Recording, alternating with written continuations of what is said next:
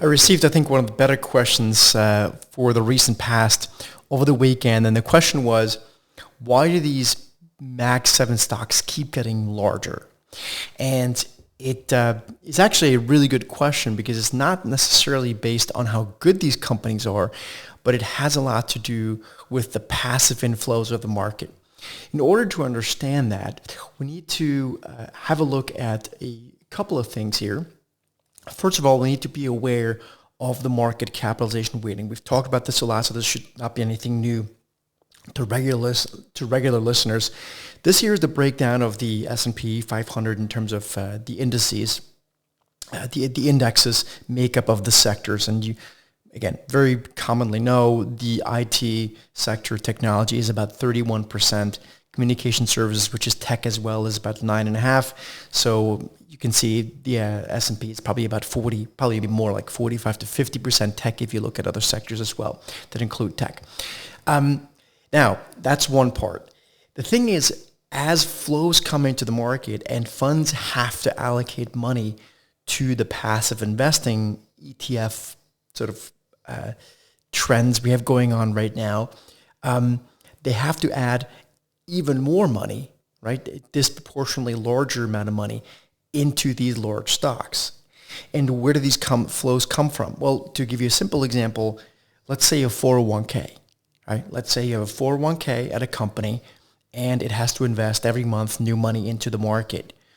Well, as that happens, it has to, as I said, add more money to these large companies.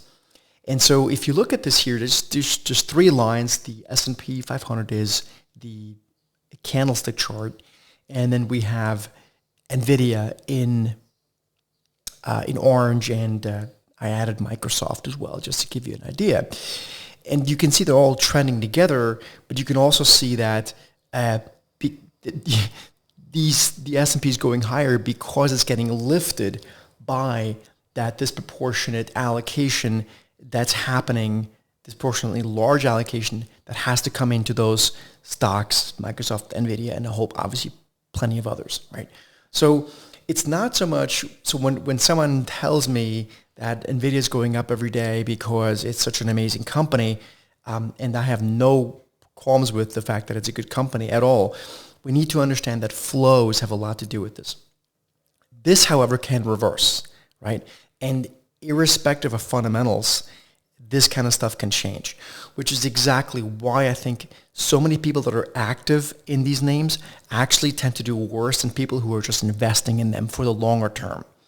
And so one way to get around that, we have found, is by using a specific strategy to be more proactive in these names, in the NVIDIAs and the Microsoft and some of those other names that people like to be involved in, but not doing that with just being long a call or long a put or long a call spread or long a put spread.